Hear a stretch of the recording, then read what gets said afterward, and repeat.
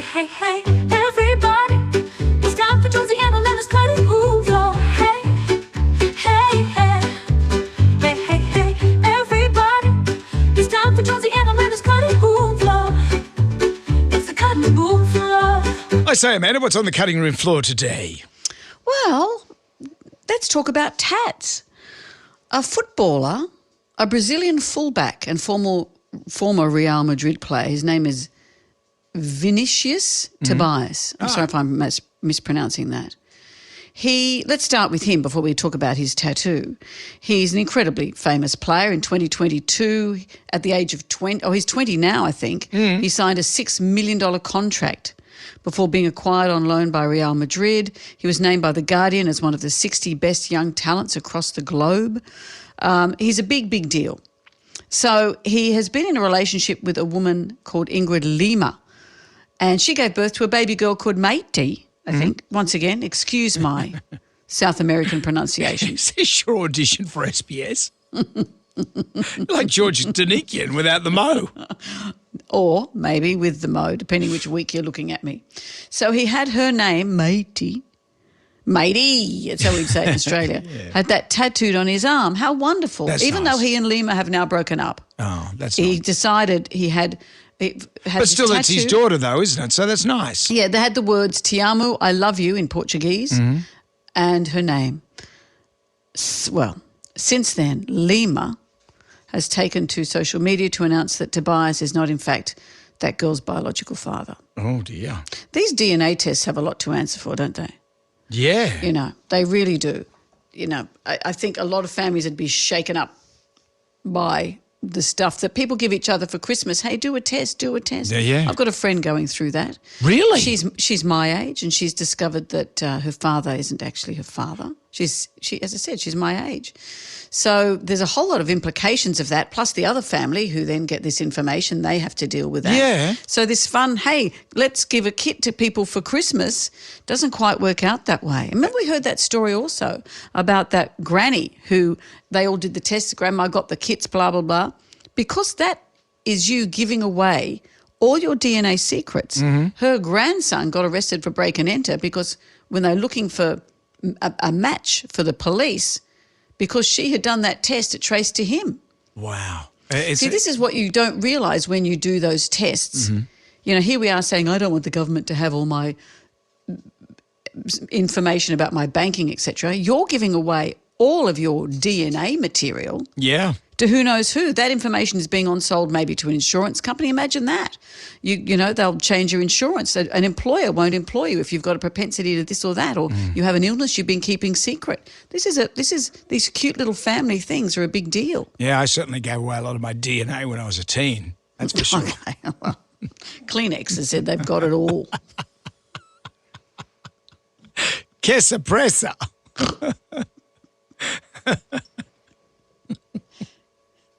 That's surprise, surprise, by the way. Thank you. Yes, it was. Yeah. It's Jonesy and Amanda's cutting room floor. Are you ready for more? What's on the cutting room floor today, Amanda? Do you ever drop someone off at the airport? No, you can't do it anymore. Particularly not in Sydney. Actually, Sydney, you can drop off people at the airport. It's Yeah. picking them up that's the pain. Yeah. Yeah, but no. If you, in the days where you could, and or if you chose to, were you an emotional, huggy, kissy, take some time to say goodbye person? No. Did you open up the door and just boot them out? Whenever I've been dropped off at the airport, even by my own family, if I'm lucky to be dropped off at the airport, I've sort of pushed out the door. Off you go, mate. See ya, and then we go. What if you were dropping Helen off and she was going away for a year? That's what she's told me. Right. Would you hug and kiss and tongue pash and hold each other and cry? I don't know. Well, there'd be I'm not just going to drop her off with the car still rolling. Say, see you, sweet pea. She asked me to check. Good luck on your gap year. The reason I mention this is that in Dunedin Airport, to stop congestion and make it fair for everyone, they've introduced a 3-minute time limit on the farewell hugs in the drop-off zone. If anyone wants a longer farewell, they're told to find a spot in the car park. Get a room, I'd say. 3 minutes. Who needs longer than that? 3 minutes? So there's a picture of a sign informing travellers has gone viral. Here's the picture. Hug time, 3 minutes. An outline of two people hugging. So this is new, and some people are seeing the humour in it. Others aren't impressed. Someone said the rule is insane. Now they're putting rules around farewells. Is nothing sacred? Someone else has said must have forgotten how to love. Others are saying, oh my God, 3 minutes. In Heathrow, it's 15 seconds max. That's all you need. Yeah, well, 3 minutes is a lifetime. That's a long hug. It's a long pash. It's a lot of stuff. And then there's this small talk and, there's a lot of 3 minutes is for ages. Yeah. If I remember rightly on Neighbours, when Henry, Craig McLachlan's character, was leaving to go and do a radio show in New Zealand. With Helen? No, he was leaving to do a I radio was show. only joking about your wife getting off at the I thought you were airport. talking about Helen Daniels from Neighbours. You damn idiot. Now, that's quite a cougar. I tell you what, though, Henry would have been up for it. He was a bit of a go-getter in that. But when he went to the airport, what happened? And he was saying goodbye to, I believe it was Rachel Friend's character. I can't remember what her character's name was. They But ended up marrying in real life. They did too. Yeah. They did too. Anyway, the farewell, if you got some time to YouTube it, my God, wrap it up. Tongues? They're both weeping like babies. Just go. You're going. Just go. You'll come back eventually. I think I probably went to the airport years ago with a boyfriend and I was sobbing and it was all that stuff. And Which my parents boyfriend stood was that? awkwardly by and had to watch it all. Which one was that? Which parents? Yeah. I'm not discussing this with the And likes so of you just stood there sobbing. And what did Jen and Art do? Well, they very politely just stood there. Oh, what a cold spoon. You're 'Cause weeping. No, actually, I was the one going. Yeah. But saying mushy things to the person staying behind while my parents stood there thinking, well, this is dreadful. So just get on a plane. And so it was like this, I'm going to miss you. And then see your mum and dad. Was it like that? Exactly. Outrageous. The person from this airport in Dunedin has said too many people are spending too much time with their fonder farewells in the drop-off zone. Mm-hmm. There's no space left for others, he said. Yeah, leave some space What if you're for in a others. throuple? Is that 3 minutes each? I've got questions. We forgot about the modern relationships, yeah, because you don't want to favoritise anyone in the throuple. Because then they go overseas and hate you because Yeah. you didn't spend enough time with each person. Actually, if you're on the throuple, does that mean the two people that you're leaving behind or the two people going away? Either way. Oh, that's just complex. Very complex. 3 minutes, that's way too long. That's even too long for sex. Back to your wife. I'm happy with the Heathrow thing for sex. 15 seconds. That'll will do me. you. There you go, and a pat on the back. Now get and make me a cup of tea. Hey, get ready, everybody, here is some more rock. Jonesy and Amanda's cutting room floor. Hey, get ready, everybody, here is some more rock. Jonesy and Amanda's cutting room floor. Hey, ready for more. Celebrations, my friend. Why? It's our 100th cutting room floor. Is it? Yep. They said we'd never make it, I said that. but we finally came through. Jonesy and Amanda, you made Keep going, please. I'm going to sit it out. this one's made for you, May. Okay, That's enough. just your face. This might be the last one we ever do. Is your face set to disinterest? Oh, disinterest, disbelief, horror. Wish I had a better Oh, yeah, agent. remember All those- of the above. Remember those Swan beer commercials? Yeah, you of know, course. Didn't have Mike Whitney was one, and then he didn't get selected that year. he was Tooheys. That was Tooheys. How do you feel? Oh, They said you never made it was for Swan beer, but there was. how insulting! Hey, we've got some good news and bad news. The whole campaign around, how everyone thought you were terrible, but you're not doing too badly. Well, that's what happened with Hey It's Saturday. But Daryl Summers wrote the song. Is it his song? It's for Daryl. I think he wrote the song. They said, and Ricky May, remember him? Oh, yeah. He sung it. It's worth looking at on YouTube. It's just great. When you're taking a Daryl Summers song for a beer commercial, the world's gone crazy. Man, it's gone crazy. Let's talk about cheating in the world of sport. It's nothing new. You know, we had Sandpaper Gate for the cricket. Yep. Lots of bits and pieces. How about this? Someone has been accused of cheating at conkers. Conkers? Conkers is actually a sport. Do you remember conkers? No. I do know of them, but is it? It's a ball with a Two balls on attached to bits of string like a cherry Yep. with the stalk. And what do you do with them? And you whack them against other people's to see whose is. It's so dangerous. We used to do it at school to see Yeah. people which ones would fly off and hit you in the noggin, pretty much. So would the conker actually break or would the rope break? It's conquer. Just be clear, CONKER. It's not conquering. You're not conquering the world. No. I don't know how the But I suppose competition if you had a would big work. enough conker, you would. Well, that's true. Well, But let it- me tell you what's happened. But just shall I? can you just please explain the rules of how conkers work? Can you Google them, Brendan? Because I don't know. Right, yeah. Talk While you amongst do that, I'll yourselves. tell you about this man. Okay. This man was 82 years old. He's been cleared, by the way, in case people are outraged about his cheating abilities. He he also is responsible for drilling and threading the conkers that all his competitors choose randomly to use. But they said he might have been cheating in that way. But he's also been accused of cheating in another way. Are you paying any attention to me? I'm just reading the rules. And what I'm are a they? man. Okay. The rules of conkers, Peckham style. Players face their opponents 1 metre apart with their conker outstretched in front of them. Okay.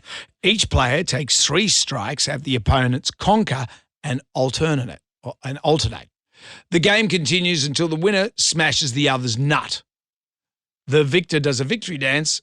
Humiliation is essential. So you have to crack the conker. You gotta How crack the dangerous, conker. because that's going to shard off and hit someone. no, it's a conker. Well, conkers used to be actual nuts. Yeah, didn't right. So They? you Now they're not. Yep. That's what the problem is here. This guy, well, you'll love this. The name of the spokesperson for the Conker World Championships is St. John Burkett. Good old Burkett. And he and other organisers became aware that one of the competitors, an 82-year-old, who's the one who's responsible for drilling and threading the conkers, Yep. that he was cheating because he had a steel conker in his pocket. It was painted, it was shaped and painted to look like a real conker, Yeah. and it was threaded on identical thread. And they said that is cheating because it would never break, obviously. And he told people, that 82-year-old told Sir John Burkett and the others at the Conker World Championships that, no, this is my lucky conker. It's my lucky charm. I carry it around like a treasured possession. Mm-hmm. So he apparently, when he wins, he used to throw them into the crowd. And this one was his lucky one that he held on to, but it was steel. He wasn't going to use it to compete, even though it was painted to look like a real conker. So- that sounds sus to me. So he wouldn't throw when he won. So he would use that. He'd bring this in as a ring. Well, what they were doing was they were trying to see if he was cheating, and they found other conkers that he'd won matches with that he'd thrown into the crowd. They were all regular conkers. Right. Okay. And he said, that's because I don't cheat. This one was just my special it's like lucky one. a fine conker ring. Remember Fine Cotton, the horsey? Yeah. And they painted its fetlock so it looked like another horsey. Yeah. And it won the horsey race. Yeah. I know you think you're talking to Bart Cummings here. He knows his business. So Well, how did discussing all that- how do they bust him? Well, they just asked him about it. He's 82. They're hardly going to chase him down in a van. They said to him, "Are you cheating? And he said yes. Empty your pockets." Yeah, he right, said, yeah. "No, I would never use this for actual conkers. This is my lucky conker." Okay. Yeah, right. But then they said, come on, mate, fess it up. No, he didn't cheat. No. He's been cleared. Oh, he's been cleared. I started with that. You stopped listening at the very beginning. Yeah. He has been. Don't rub your face. No, how did we make it to 100 of these? But doesn't that remind you though of the cheating in some really oblique kind of sports? Do you remember the chess cheater? Oh, yeah, with the... He also has been cleared apparently, but this chess player, very elite chess player, was accused of cheating by using vibrating anal beads during a match. I wonder if they're the size of conkers. He put them up the bot. This is Yep. what he was accused I of do doing. understand how anal beads Yeah, work. well, a lot of people may not. Put them up the bot, and someone else with a remote control would move them to tell him what move he should make. I think I'll move my queen. So the man who has been accused of being this cheater, is a grandmaster. Yeah. He has sued the accuser for $100 million. $100 million. I wonder what you have to do to, prove that you're not. Because this man, the chess master, is a self-taught prodigy from San Francisco. He defeated the world champion, ending a 53-match winning streak, which is why people thought he's cheating. Mm-hmm. Let me explain what's written here. See if this matches what I've said about how the anal beads work. Defeating chess player Magnus Carlsen decided that the way he'd done it was by vibrating anal beads inside his rectum and having more experienced chess players looking on with a remote and sending messages through his butt. Like Morse code? Dot, dash, dash, dash. It's a funny old world. Like he wasn't playing Kaplunk. I don't even get it.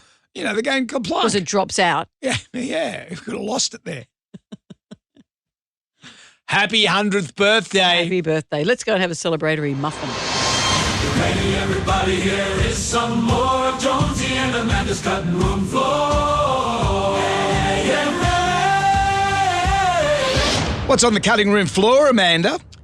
Well, we think we've eradicated certain diseases and then they come back. Do you remember a number of years ago in New York, the plague returned because they'd stopped paying street sweepers? Yeah. You let the small things go, next minute, plague. The rats come back, and it wasn't really the rats that brought the plague. It was the fleas on the rats that would bite the people and give the buboes. Is this when the people were eating the cats and eating the dogs? Eating the cats, eating the dogs. Eating the pets of the people that lived there? Whoa, whoa, whoa, whoa. Well, what about this story in Western Australia? A man has been, diagnosed with scurvy. That's an old school condition. Very old school. It's a Renaissance era disease. Scurvy is because of lack of nutrition in your system. This man, they said he had no detectable levels of vitamin C. Right. And very low levels of other key nutrients. Part of the assessment here is they're saying that he's been skipping meals because of he lives, he can't afford nutritional supplements. Really? In this day and age, this disease is very rarely seen in first world nations because we do have the availability of nutritious food. And any nutritionist would tell you don't need to buy supplements if your diet's okay. How much is an orange these days? Well, what did Captain Cook do? Captain Cook provided his Apart men. from chasing a chook all around Australia. Did he ever catch that cook? I'm not too sure. But Captain Cook, to get longevity out of his men, he would feed them oranges. He would make sure that they ate citrus, oranges, he gave them limes too. Wouldn't you rather, if you're in line for the citrus, you'd like to be in the orange queue, not the lime queue? I don't know. It depends if you've got one of your Coronas. Got a Corona, makes the beer taste infinitely better. And that worm would be delicious if you didn't have much food going your way. No, that's in tequila. Oh, is it? Yeah. And, what was I eating And then? Cook never got to Mexico. That was another explorer. What school books have I been Whose reading? name escapes me right now. I think Columbus got to Mexico. He did all that sort of stuff. Or was that Cortez? Probably Cortez. But Cortez was Remember at Spanish. school, do the kids still learn about the early explorers? Now that everyone thinks the earth is flat, Yeah. what were those fools I don't doing? think they do because I think colonialism's on the nose these days. I see. I think you still learn about them, but put them in a different context. When back in our day, we didn't learn anything about Indigenous culture. No. We just learned about our own white history, which I think is remiss. But at the same time, you can't whitewash history. History happened. But you can put it in a context. It's certainly gotta put it in You can say context. we saw them as great explorers. Yep. And they were. It was the follow-up of what that exploring meant. And that's an interesting point as you talk at Francis Drake and all of those people. They were, in a modern context, they were seen as pirates. Yep. They would go and rort and steal and plunder. Mm-hmm. But the way we were taught was that they were great guys who went ahead and forged the way. Well, yeah, and there were some that were more brutal than others.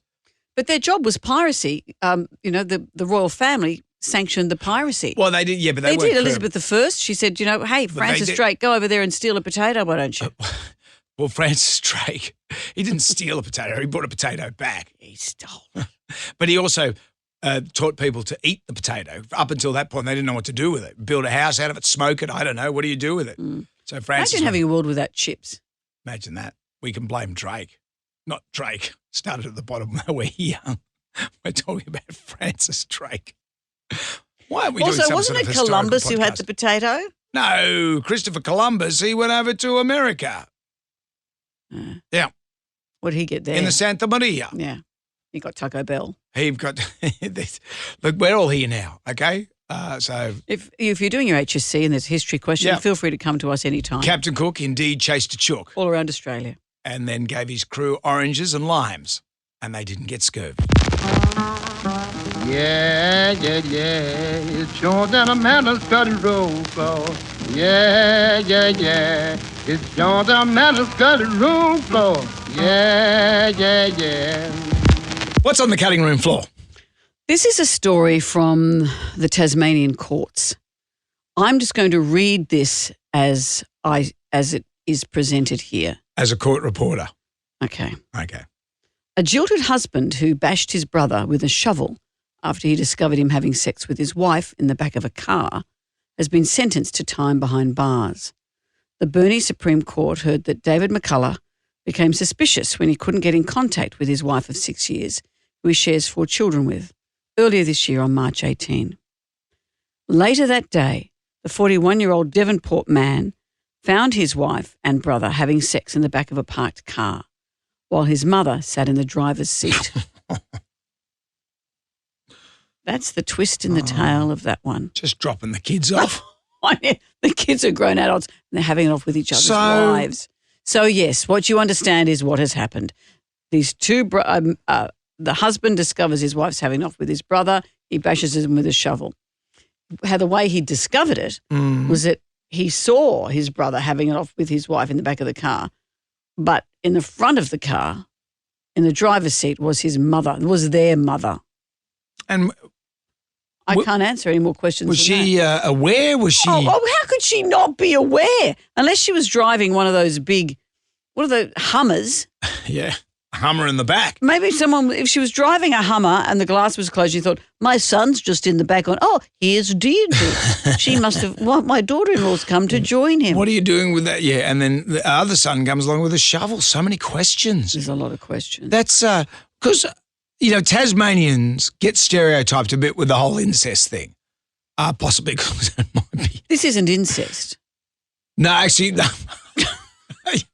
It's not incest. So everyone's so it's okay. Sorry, everyone's sorry. in the clear. What were you thinking? Have you had not understood this story? I just remember the story of John and Jenny Deeves. John and Jenny Deeves lived in Adelaide. She had found her father later in life through one of those sites.